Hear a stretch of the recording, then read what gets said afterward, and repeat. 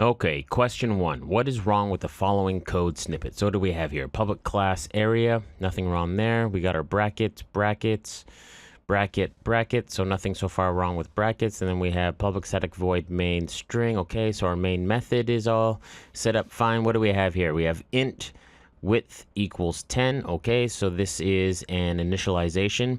Remember, initialization is at the same time that you're creating the variable, you're giving it a starting value. So we're making a variable called width. It's an integer, and it has a starting value of 10. Then down here we have height equals 20.00. Okay, nothing really wrong there, except that we're missing something over here. We don't have anything written for height. Height has not been declared anywhere in our code above. So right now, the way this code is written, this is an assignment statement, but we're trying to assign a value of 20.00 to a variable called height, but the compiler will stop and complain at this point and say, hey, I don't know what height is. It's looking at the code above, and nothing above here has ever said that we have a variable called height. Okay? So what we have here is we have an undeclared variable. And seeing that it's 20.00, we would be assuming that this would be a double because it's dealing with a fraction here. So the issue with this question is that the variable height here has not been declared to the compiler, so the compiler will have no idea what's going on. And because it has no idea what this variable is here, it can't do the math down here. It knows what width is because we've declared it here, but it has no idea what height is. Okay, so if we look down here at our options, we have A, the code snippet uses an uninitialized variable. Now, uninitialized means the variable has been declared, but it hasn't been given an initial value. The issue we have is not that it hasn't been given a value. We've given it a value. We haven't told the compiler, though, that this variable exists. Okay, so that's not A. Okay, B, the code snippet uses an undeclared variable. That's exactly what we've been talking about, so this one looks pretty good. What do we have here for C? The code snippet attempts to assign a decimal value to an integer variable. Okay, that's not the issue here. Height has never been declared as an integer or a double or anything of any data type, so can't be C. The code snippet attempts to add a number to a string variable. So do we have anything here that's string? Remember, string, another word for string is text. And do we have anything here dealing with text? Maybe it's trying to deal something here where it's trying to add area to the result of this math. And we know that this plus symbol here is not your traditional math when you have string or text, as we have here with the word area. This plus is not your usual math, it's concatenation. So our compiler would do the math over here and then concatenate that answer to our string over here. But we know that's not the issue here right now. We would never even get to this line here because we have a compile time error here. So the answer for 1 is definitely B. The code snippet uses an undeclared variable. Let's move on to question 2.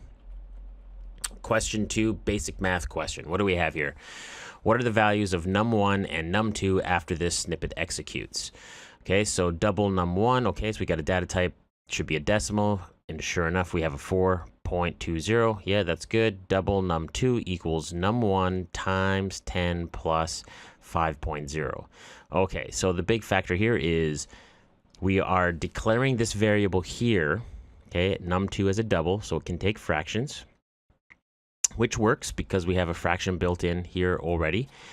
And the issue here is that part of its initialization is taking a value from another variable, which is totally legal. So num1 is 4.2 in this situation. So our math here is that it's going to do just like you've learned in math class in algebra, BEMDAS or PEMDAS, however you've learned it. It's going to do the multiplication first. So it's going to do 4.2 times 10, which is 42. Right, so just getting rid of that decimal and then adding 5.0 to it, so that comes out to 47.0. 47.0, okay? Because it is a double, so we do have to recognize the fact that it is a 47.0, not just 47, okay? And the thing to remember here as well is that even though we've done some math down here using num1, we actually haven't changed num1 at all. Num1 has stayed 4.0. Down here, we're doing the math to assign a value to num2, but we actually aren't changing num1 at all. Okay, so this math down here that results in 42, the 4.2 times 10, does not actually change num1. So let's look at our options. A, num1 is 4.20. Okay, that's fine. And num2 is 42.0. No, we calculated that it's 47. So no, goodbye A. B, 4.20. Okay, so B is still the same. Num2 is 47.0. Ooh, that looks promising. Let's put the happy face next to that one. Let's keep going. Num1 is 42.0. No, num1 is 4.20. And we can look right away at num1 again down here is 42.0. Okay, our answer is B, 4.20 and 47.0 for num2. Let's move on to question 3. Question 3 deals with rules dealing with declaring variables and the rules that guard us from making any mistakes with variable names. Okay, so this is a variable name rule question, and whenever you have this word here, identifiers, remember when you're declaring a variable such as int num1, over here int, that's the data type, right? So that's the data type, and num1 is referred to as the identifier. Okay, so the question is dealing with this part here. What are legal things you can do with this naming of the identifier? The whole thing is the declaration of the variable, but it can be broken down into two parts, the data type and the identifier. This question is about this section here, the identifier. Okay, so let's go over what options we have here. So number 1, identifiers can be made up of letters, digits, and underscore characters. They cannot start with a digit. That is all true. So yes, you can have letters, you can have digits, you can have underscores. So you could have something like this, int num underscore 1. That's totally legit. You can have that. But you can't have this. This is okay. This right here, int 1 NW, so like this being a 1, that is not okay because we're starting with a digit. Can't start with digits. Okay, you cannot use symbols such as question mark or the percent symbol. This is true. You cannot use them, especially as we've learned. This symbol here for Java is modulus division. So these are special commands for Java or other programming languages, and most of the time you're just not allowed to use them at all. Okay, so far 1 and 2 are correct, which leaves A. B is out because it doesn't have 1. If I look at C, 1 and 3, well, we know 2 is correct, so C is out. So now we're down to A and D, 1 and 2. So the big question is number 3 correct? Spaces are not permitted inside identifiers. That is also correct. So your answer for 3 is D. You cannot have spaces. So if you have a multiple word variable name, such as like the cost of pizza, you would just leave out the word of, right? There is no space allowed here. You would just capitalize the beginning of the second word, as we've mentioned before in class. And the key thing here is if you did it like this, cost pizza, the compiler would be looking for something called cost, okay, and it would be looking for something called pizza. You would have to create another variable called pizza. So the space here means something to the compiler, and that's meaning the name of the variable is ended here. Now what's going on with the pizza? I don't understand what pizza is. So to make it one long variable name, you can't do this. You can't put spaces in there. You have to have this camel hump naming system where the beginning of a new word is capitalized. So the answer for 3 is D. All of the above. 1, 2, and 3 are legit. Okay, let's move on to question 4. Question 4, which is the appropriate time to initialize a variable? So initialize means At the same time that you're declaring a variable, let's go back to our num1 here. At the same time that you're creating it, so this is a declaration right here. I've declared to the compiler that I have an integer data type and it's called num1. Okay? At the same time that you're doing that, you're also giving it a value. Okay? So this right here is what I've written is initialization. This right here, if I do another variable num2, this is a declaration. Okay, declaration is just like the English word as we're saying. We're declaring to the variable that we have, declaring to the compiler that we have a variable. That's it. Initialization, which is this line up here, this first line up here. Okay, this first one is I'm declaring to the compiler that I have a integer data type, and it's called num1, and at that memory location, assign the value of 3. So put 3 into this variable, okay? So when is the appropriate time to initialize the variable? When you define it. That sounds good. When you use it. No, when you use it would be something like this. That would be doing something like this, where here I'm declaring it and here I'm kind of using it. This is an assignment statement, so not when we use it. No, that's too late, because initialize means when you're creating it. See, at the end of a program, no, that's just crazy.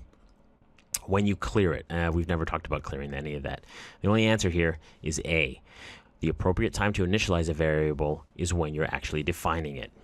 Okay, let's move on. Question 5. Question 5, what is wrong with this code snippet? So we have int cnt, and then we have cnt equals cnt plus 1. Okay, so this will cause a compile time error, and the main reason is that this is okay. We have a declaration statement saying, yep, cool, you create CNT, that's fine. And now we're assigning, so this is an assignment statement here. So if we were numbering these, line 1 here, that's fine. Declaration, great. Line 2, we're assigning a value into this variable, which is also fine to do. However, the error comes when we go CNT plus 1. We're trying to add 1 to whatever is in CNT and then do this whole thing here and assign that into CNT. Say on its surface, that's fine, you're allowed to do that. The problem comes is right here, CNT. What is in CNT when this program first runs? Nothing. There's nothing in CNT. So you have to remember, when you declare a variable, all it's telling the compiler is that, hey, go into memory, make a section of memory, make it an integer, meaning that's the data type that can go in there, and also make it this size, and just refer to that memory location as CNT. Don't put anything in there yet, though. I haven't even put in 0, okay? Declaration is not 0. It's just nothingness, empty space. So the issue here is that we're trying to do nothingness plus 1, okay? So this is a huge mistake that the compiler will complain about. It will saying, like, I don't have anything to add to 1, 2. It's not 0. It's nothing. Okay, so nothing is wrong? There's something definitely wrong here. The variable name is illegal. No, it's a little weird, but there's nothing wrong with that. Okay, see, the variable has never had a value assigned to it. Ooh, that sounds good. That sounds exactly what we were just talking about. The variable is not defined. Well, no, it is defined. CNT is defined right here. There's nothing wrong with that. The answer is C. We've never actually put a starting value in CNT, so we can't add 1 to it. So this will be a compile time error. All right, let's move on to 6. Which method of the scanner class is used to read an integer? Okay, so this is assuming that we're using the scanner class, which we've imported into our class so that we can get user input. So this is asking us, after we've imported the scanner class, after we have created a scanner object, how do we actually start using this? So remember, we've learned like the 3 steps is import scanner, right? So that's at the top of your code where you write, you know, import Java util scanner, right? So this is import the scanner class from the utility package. Step 2 is to create your scanner object. So this is create your scanner object, and step 3 is use the object to obtain the user input. This question is about this part here, step 3. How do we actually get the user input? So if you remember, step 3 is when we're doing something like this. Let's stick with our num1 here. So we have num1. Let's say we're asking the user to enter a number and we're shoving it inside this num1. So it's an assignment statement. And let's say up here, when we created our scanner object, we called it in. So this is the name of the object that we created. The scanner object is called in. So the way we do that is we write the name of the object, dot, and then we have to use a particular method. Okay, the method for reading an integer. That's the other part that's really important here. So we have to assume that num1 is an integer. So to get an integer, reading an integer from the user, we have to use the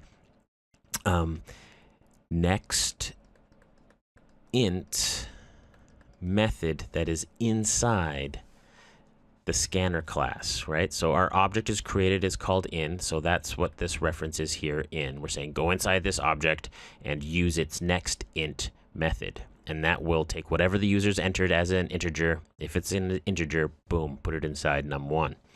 Okay, and do any of our options here match that? Next, nope, that's for strings. Okay, next data, new. Next integer, funny what you did there, but no. Okay, matches up. Next int, next int. Okay, so the answer for 6 is D.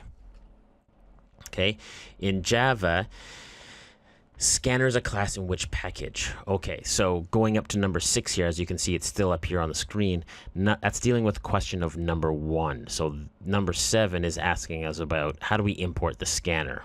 Okay, so how do you import the scanner? You write import spacebar, and then we go java.util.scanner. Remember, scanner is capitalized.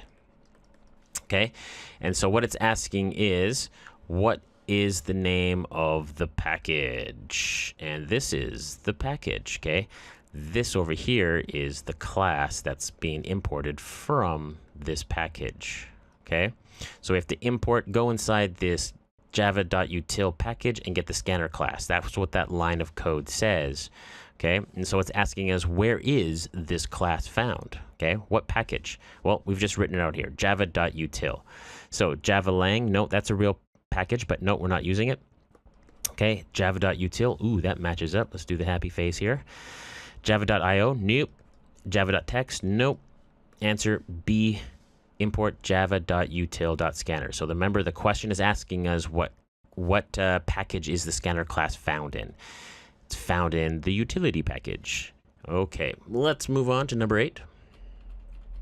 Number 8, what do we have here? What is the result of the following code snippet? Okay, so let's just make a note. Notice it doesn't have any class declaration up here above, and it's not having the closing bracket for that. When we get questions like this, you can assume that that code is done correctly. All the code that is not appearing here, unless it's directly related to the question, like the question's asking, what code is missing? Okay, in a situation like this, you would just assume that the class declaration is being done correctly and that we're only focusing on here what's inside the main method. Okay, so let's focus on what's going on in here in the main method. What is the result of this following code snippet? So we can look down here to options 0, 3.14, 6.28, compile time error. Okay, so we have to be looking for compile time errors as we're checking out this code. So let's just do that really quickly. Public static void main string, that looks good. Bracket, bracket. So nothing being caused an error by our main method here. Go inside here, double circle underscore radius. Okay, there is a good use of the radius there. You could have also gotten rid of the radius and just have a capital R, but that's a legal declaration. So there's nothing wrong there. We have legally declared a variable called radius and of type double. Now we have another declaration here. Actually, we have an initialization.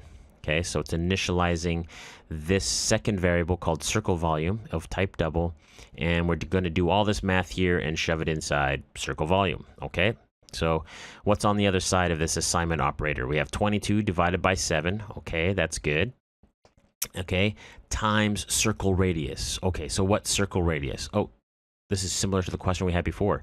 There's nothing inside circle radius. It's not that it's 0, it's being declared, but it hasn't been given an initial value. And that's what we're trying to do here. We're trying to do circle radius times circle radius. We're trying to square circle radius here, but we're doing nothing times nothing. You can't get something from nothing, okay?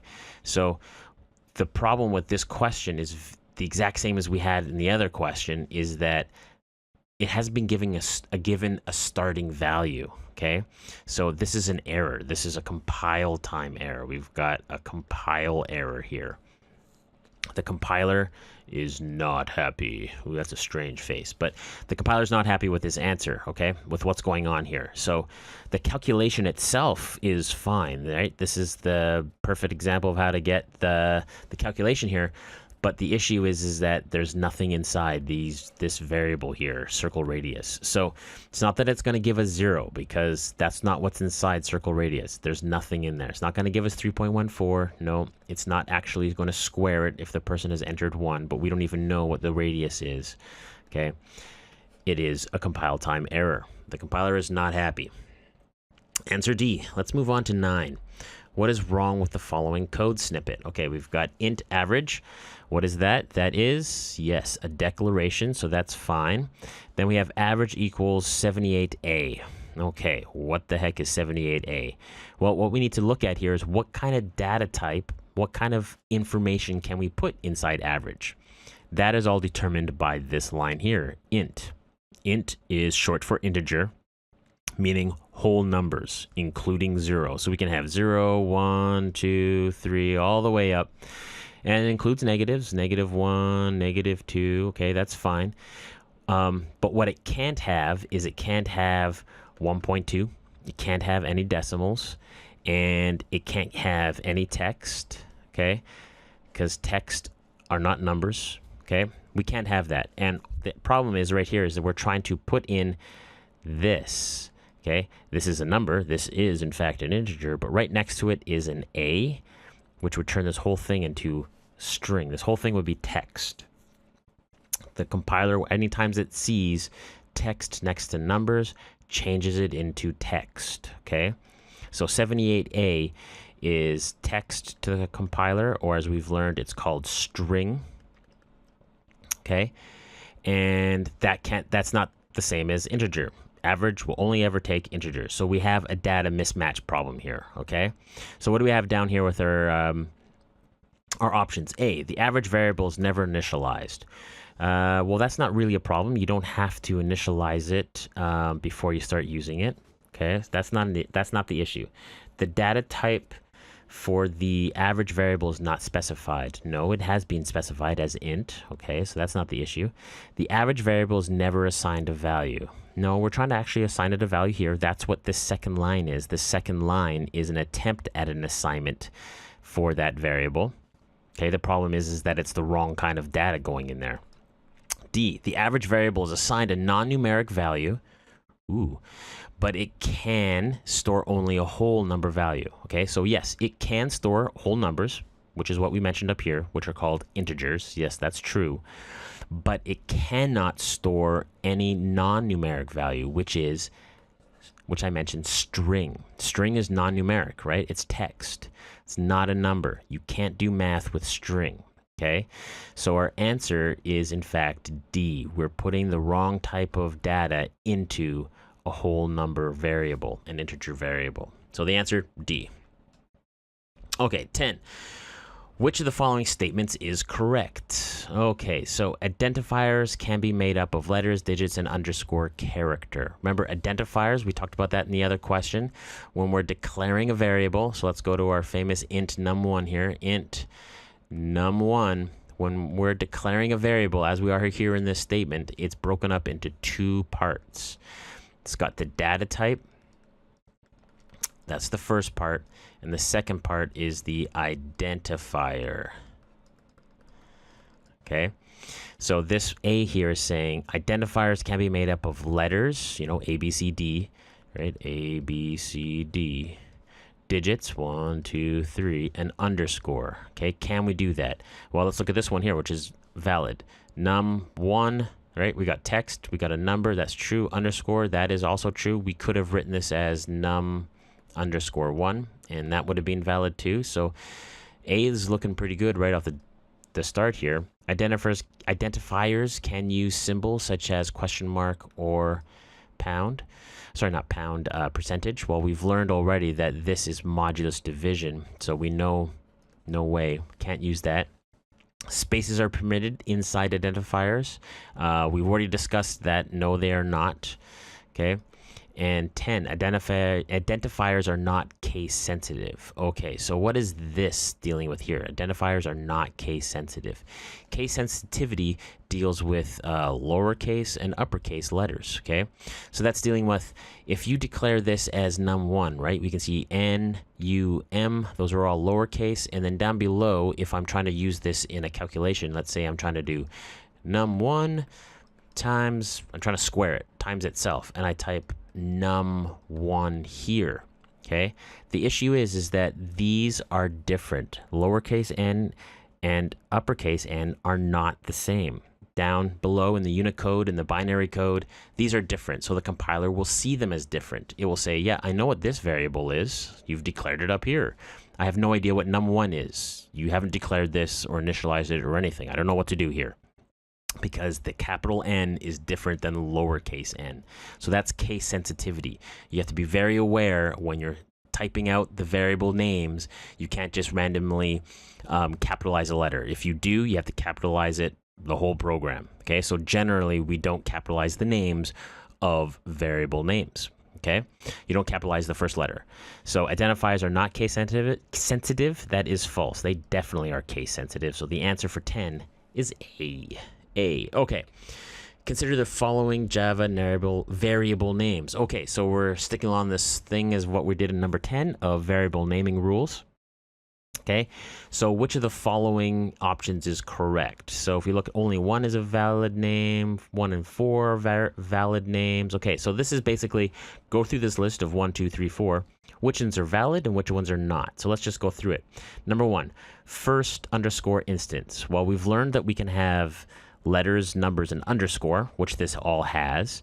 Okay, so it's got letters, it's got an underscore, and it's got a number. The problem is that the very first character is a number. You can't do that. You can put a number anywhere in here except at the beginning. Okay, so no.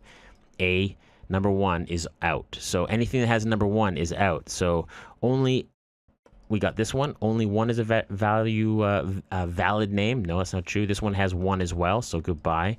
This one has 1 as well, goodbye. Right away, just by knowing that we have number 1 off the list, we've narrowed it down to the answer to only being D. But let's keep with this and look at what's the issue with number 2. Number 2, we've got letters, basic in. We've got underscore, that's fine, but we have a special character. You cannot use special characters like $sign or %sign or the question mark. They're just not allowed, okay? They have special meaning to the compiler, so we can't use them. So 2 is also out, okay? And if we look, only C had number 2, so, and we've already crossed it out, so that's true. Number 3, underscore, valid. EMP name, okay. Employee name, I'm assuming that's short form. And there's no special characters, there's no numbers. And the big question you might have is, can you start with underscore? And the answer is yes, you can. You can start with underscore, okay? So there's nothing wrong with 3, and that's matching up with our answer of D. Let's look at 4, address underscore line 1. Again, we've got letters and numbers and underscore. And the difference between 4 and 1 here is that in number 1, the very first character was a number. In number 4, the very last character is a number. So it's not that you can't have numbers, it's that you can't start with numbers. Okay, and this doesn't start with a number, so 4 is good. So this matches up. 3 and 4 are valid variable names. Okay, let's move on to number 12. Number 12 is dealing with constant variables. So this one, which one of the following statements defines a constant with the value of 123? Okay, missing a question mark there. So what do we have here? We're making a constant. So remember, constant value variables are variables that do not have a value that can change. You cannot change it at any point in the program. Once it has been declared and initialized, that constant variable is in stone. Like, you cannot change it ever. If you try to, compile time error. So this is basically asking you, do you know how to declare a constant variable? Okay, so let's look at A. Final int my const equals 123. So it does have the 123. That's good. Okay, we are assigning it at the start. That's good. It's all caps. That's also good. You'll notice all the variable names here are all caps, okay? And that is a rule that we use here for the AP Computer Science class, and the College Board has mandated that all constant variables are written in this format. So all constant variables have to be capitalized, and A, B, C, D here, if we look quickly, all have the capitalization, so that's fine. So capitalization is good here, and the reason you'll see underscore here is that, remember, when we're doing variable names, like if we were doing this as a variable, which is a regular variable, so my const, following the naming conventions, it's difficult to see if it's all lowercase, so we capitalize the second word. But when everything is capitalized, it becomes difficult to read again. It's like one big jumbled thing of letters. Your I needs that camel hump system to be able to distinguish the names, okay? So the reason there's the underscore here is because you need a space. Your I needs some kind of space or something to recognize that we have a new word, this up and down. So all the underscores here are fine. They're legal. Okay, we have an integer. That's great. That's fine. That's matching 1, 2, 3. That's great. And we have the keyword final. And that looks really good. So remember, when we're doing constant variables, the key word that the compiler looks for is final. Basically saying everything after this is finalized. It's set in stone. You can't change it. Everything else about that variable declaration and initialization is the normal way you write the declaration, other than that rule for making it all capitalized. So you have the data type, the name of the variable equals its starting value. Okay, and A here seems to be matching up all those rules. But let's go down. Let's see how everything else works out. Const, no, that's just trying to trick you. There's no such thing as const. Not dealing with it. No. Okay, C, final. Okay, so it's starting with final. That's good. Int my const. So everything's good so far. Then semicolon. And then down below, we have an assignment statement. The reason this is not good is because we've broken it up into 2 lines. This is a declaration, and this is an assignment. Constants can't be assigned a new value. They can't be assigned values later on in the program. At the same time that you're creating it, you have to give it its initial or only value. Okay, so that's why C and A are very similar. The difference is that A is an assignment, A is an initialization. At the same time that you're creating it, you're giving it that value. C, we're creating on one line, assigning on a second line. That's just not done with constants, so C is out. D, that first word static, tells us right away this is wrong. We don't use the word static. So the only answer for 12 that is acceptable is A. Let's move on to 13. Which one of the following is a correct method of declaring and initializing an integer variable with the name value? Okay, so this is basically, do you know how to assign a value? Do you know what an assignment statement is? Okay, so an assignment statement, oh, sorry, that's my mistake. Totally forget what I just said. Declaration and initializing. I'm thinking about another question here. Declaration and initializing means at the same time as creating the variable, you're giving it a starting value. That's all it means. Initialization and declaration, meaning I create it and I give it a starting value in one line. Okay, so let's look at A. Int value equals 30. It kind of looks okay. Is the data type matching up? Int and 30. Yeah, there's no decimal value. There's the correct spelling, and everything seems okay to me. Fine. Let's move on to B.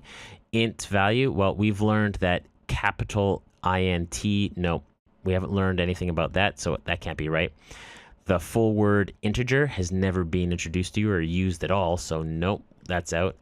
And this is basically the reverse of what's going on up here. So we know that the data type and variable are on one side and the numbers are on the other side, and it goes this way. Okay, values go into variables, not the other way. D is basically saying it goes this way. Type the number and then put it inside this. Conceptually, that might be how you can think about it, but in reality, the way that it happens is you create the variable over here, you give it a name and a data type, and then you give it a starting value. So D is out. The answer is 13A. Let's move on down to 14. In 14, what do we have here? What's wrong with the following code? So we're looking for an error. So there's some kind of error in here. Okay, before we actually look at the error or try to find it, let's look at our options to see what kind of errors we're looking for. The code snippet uses an uninitialized variable. The code snippet uses an undeclared variable. Okay, the code snippet attempts to assign a decimal value to an integer variable. The code snippet attempts to assign an integer value to a decimal. Okay, so what we have here is basically C is a data mismatch. Okay, C and D are data mismatches. Are we trying to put the wrong type of value into like an integer into a double, or a double into an integer? A and B are looking at for initialization or undeclared variables. Okay, very similar to a question we've had before. Actually, it's the exact same issue that we had with question 1. This is the exact same question with different code. Okay, so we know we're not looking for any compile time errors here. Okay, so we're just going to focus on what's going on over here. Int size 42, that's fine. Cost $9.99, so this is a double. Okay, and what's going it into? It's going into cost, but the issue is right here, cost has no data type. It has not been declared above. Okay, this is an assignment statement. We're basically saying put 9.99 into cost, but the compiler will go, I have no idea what cost is. You haven't told me what kind of data type it is, or if this is a class. What is this? Okay, so the issue here is that we have a variable called cost. We're trying to put a value into it, and it hasn't been declared yet. This is the exact same question as number 1 with just different code. So the answer here is that it is B. We have an undeclared variable, and we're trying to put a number into it. You got to declare those variables before you can use them. Let's move on to 15. Which of the following is an assignment statement? Okay, this is the question I thought we were doing before. Okay, so an assignment statement. Okay, this is the assignment operator. It is not the equality operator. Okay, this is not checking for equality. This is basically take whatever is on this side of that equal sign and put it into whatever is on this side. Generally, this is a variable, and over here is some math. Okay, that's an assignment statement. It is not done in the first line of code when the variable is created, so that's initialization. It's done later on in the code, so it can't be on the very first line. It's later on after it's been declared. Okay, so it can't be question A here, int A equals 20, because this is an initialization. At the same time as creating it, you're giving it a value, so it can't be A. A is out. B, A is equal to 20. That's looking good because it's not declaring it. We're not putting the data type in front of it. We're just assigning a value to A. 20 is going into A. That looks pretty good. C, assign. No, we've never, like this doesn't exist. No, see you later. D is out. Assign again. No, that's just crazy town. We are never using this word assign ever. Okay, the only option here that is even remotely good, and it is good, is B. Okay, putting the value of 20 into the variable A. All right, that's an assignment statement. 16, which of the following statements is correct about constants? So we're dealing with constants. Okay, remember constants, how do we declare one? Final. Okay, that's our keyword, and then we do everything else like we normally do. Int, and let's capitalize it because that's the rule. Num1, okay? And then we are just going to equal to, actually, num1 would be acceptable like this. Num_1 as well. Okay, that's the initialization and the creation of a constant variable. This question 16 is asking us, like, why? Why do we do it? Okay, so A, constants are written using capital letters. This is true because the compiler ignores the constants declared in small letters. This is false.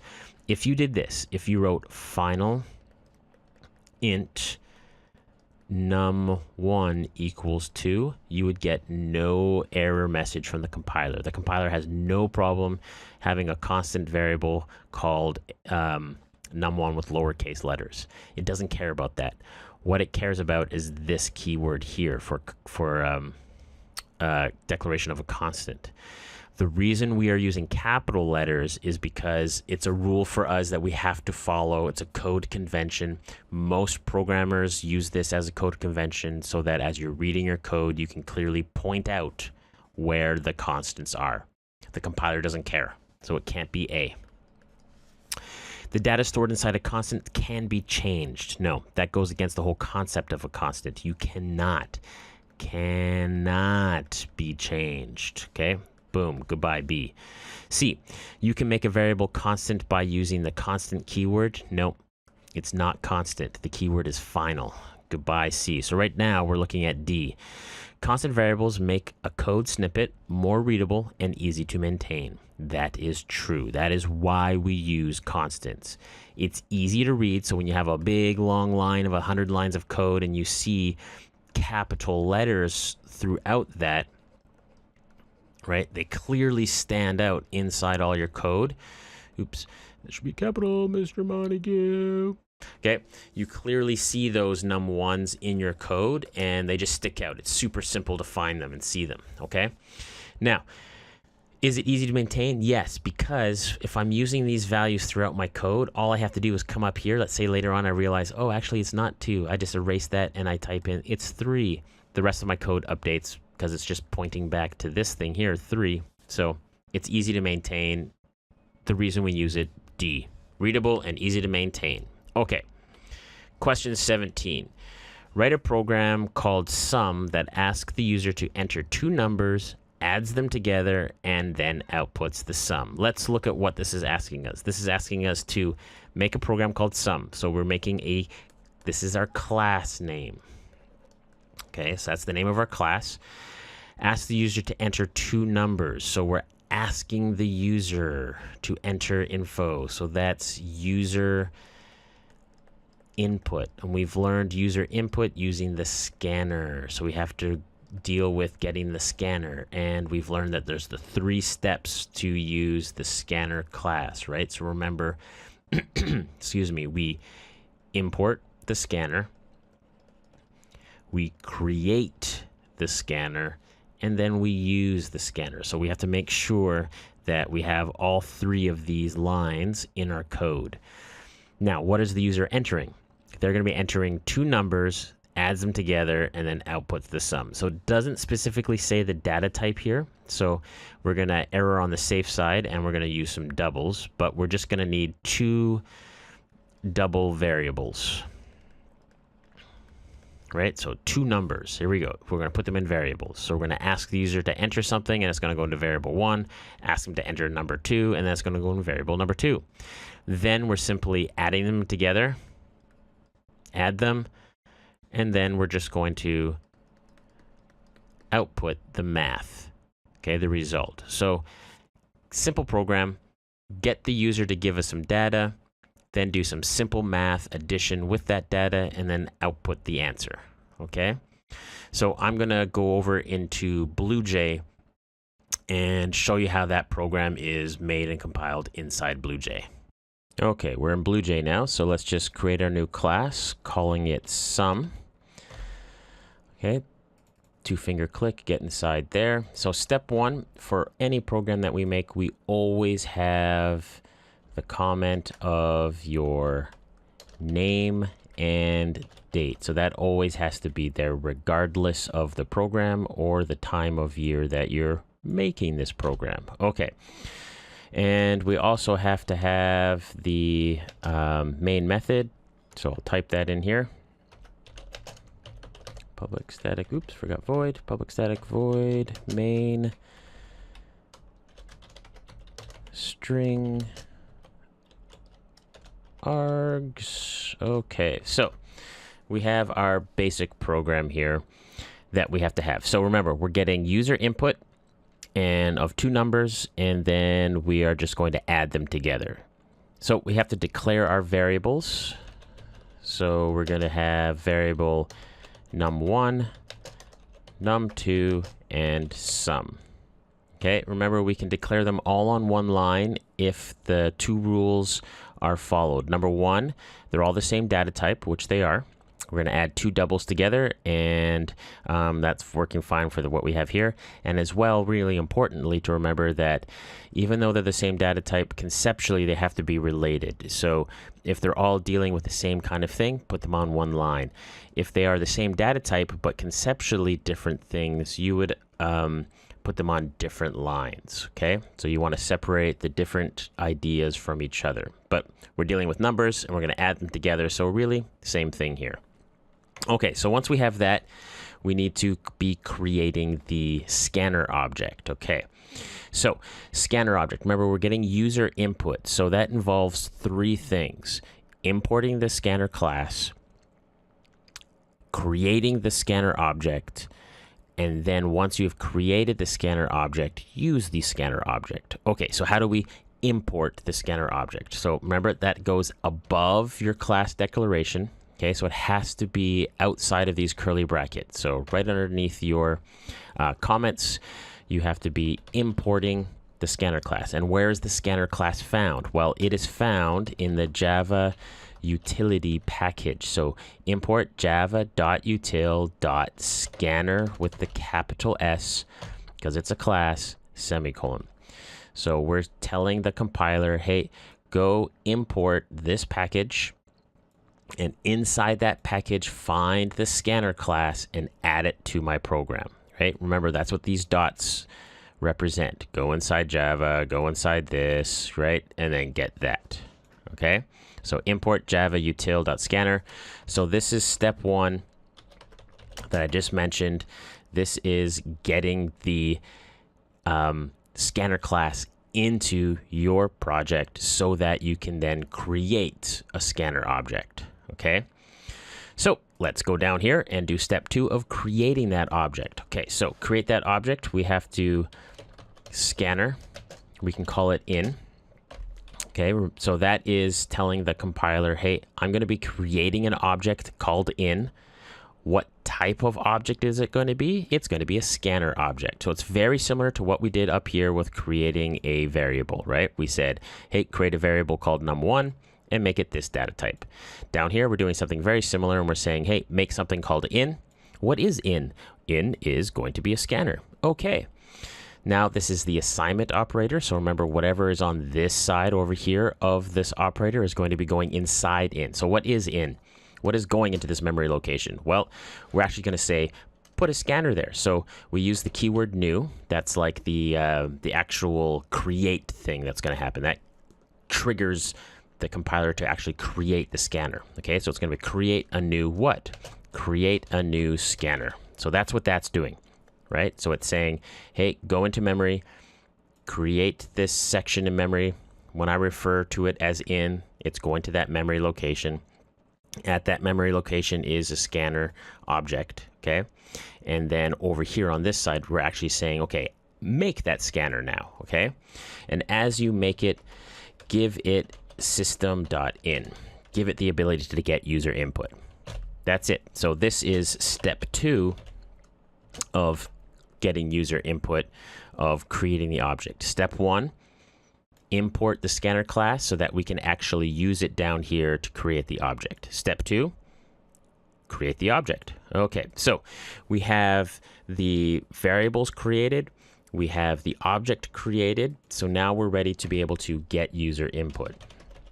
So for that, we just have a simple system out print. Okay, remember, not a println, and a simple prompt asking the user enter a number.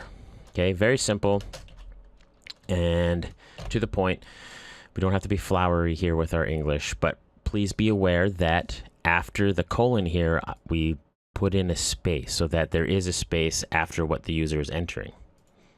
Okay, it just looks a little better if there's a little space there. If you don't want that space, of course, no space given. I want that space. Okay, so we have the prompt. Now this is step three. Now that we have created the scanner up here, the scanner object, we're going to use it here on line 16. We're going to create the object. So how do we do that? Okay, so whatever the user enters for this first number here, I want it to go into num1. Okay, so we're doing an assignment statement for num1. What is going in num1? Well, we say go into the object that we just created called in. All right, so remember that dot means go inside of it. So now we're saying use this object, go inside of it, and we're getting a double. So whatever the user types as a double, put it inside num1. So we have a method called next double. Okay, and that's it. That's all we have to type.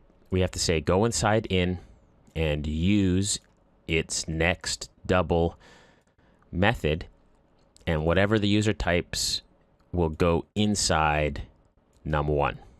Okay, and we're basically going to repeat this process for our second number that we get. So I'm just going to save some time and copy and paste that in. But obviously down here we have num1, num1 again. I don't want this to replace num1. I want it to go into num2. And just for clarification up here, I'll just say I'll change my prompt to be enter number. I'm going to change that to enter number 1. And then down here, I'll say that enter number 2. Okay. So num1, it's going to be a double coming from the in object. Num2, going to be a double coming from the in object here. Okay.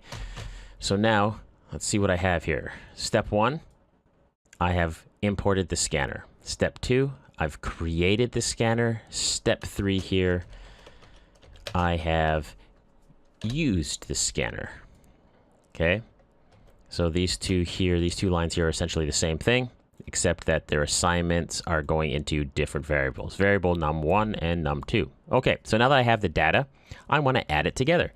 So let's do that. Let's go to sum, assign what is going into sum is num1 plus num2. That's it. Okay. Please be aware that if this equation, it's a very simple equation, but if you place this equation up here, for example, we get an error.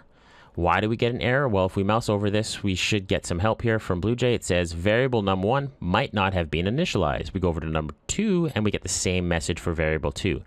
Why is this happening? Well, if we look up here, we say create. This is a declaration statement here of 3 variables, num1, num2, and sum. But if we look at this, what is actually in these variables? Nothing.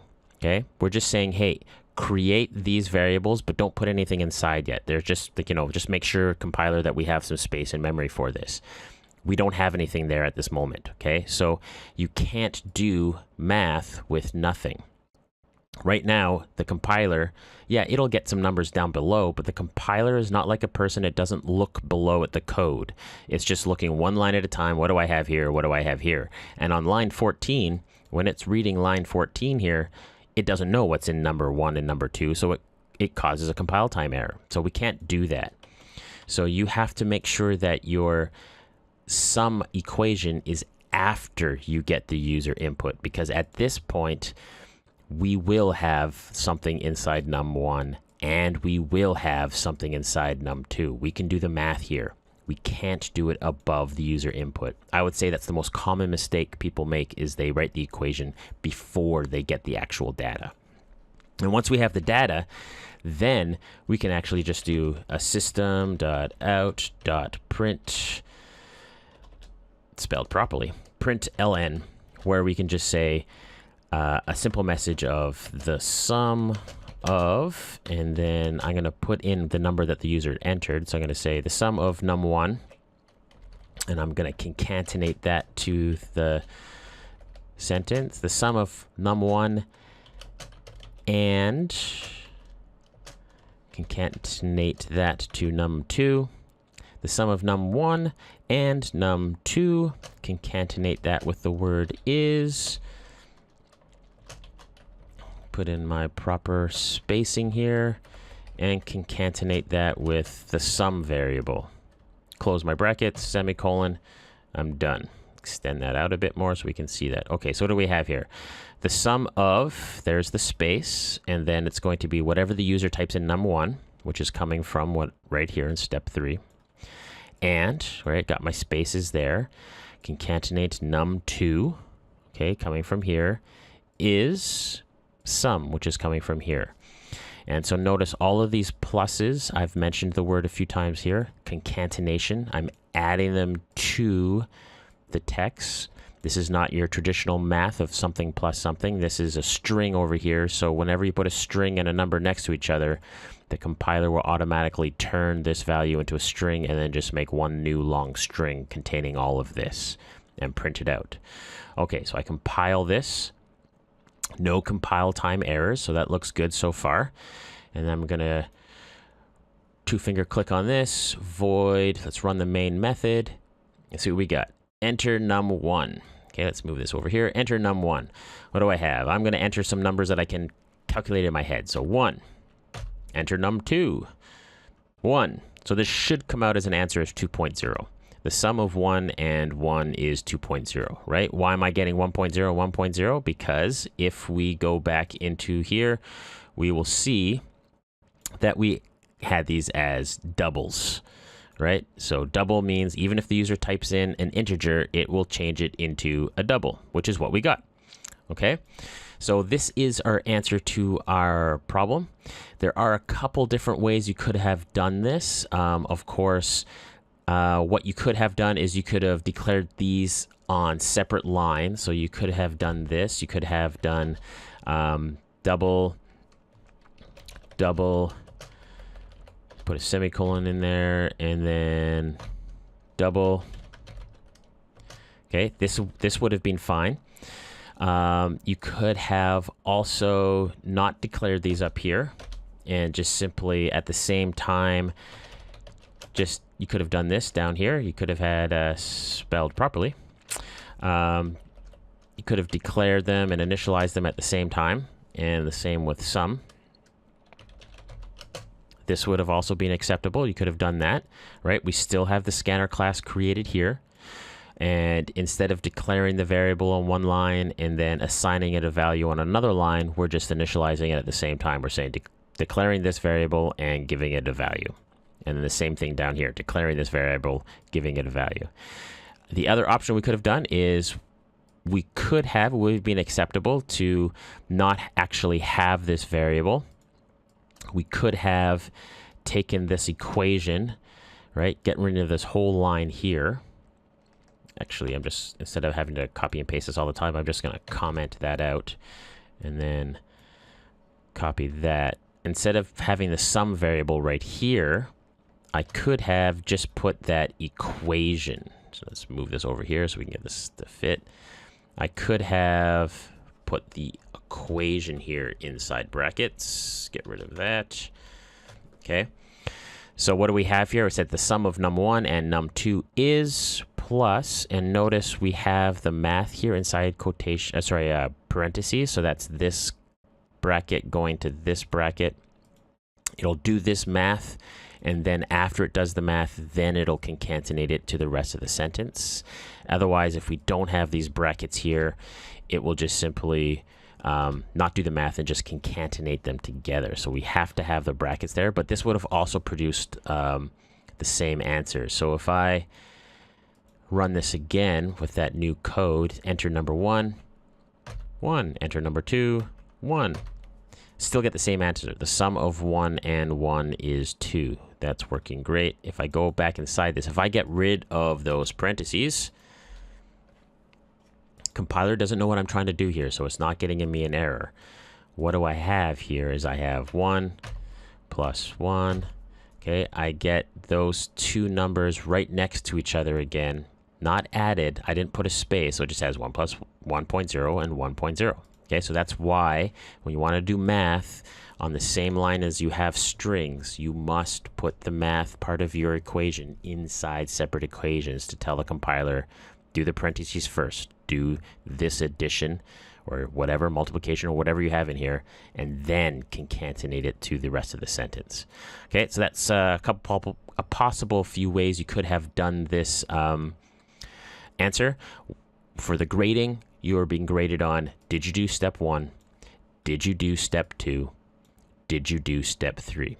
I wasn't really concerned of, did you, declare this variable as X, Y, or Z, which are bad names for variables. You are being graded on, Did you create the scanner class properly? Did you import the Java utility package properly? Did you give the user a prompt? And did you actually get the info from the user? That's what you are being graded on. All right. So that is a summation of everything. If you have any questions, come see me in my room or drop me an email. Have a good one.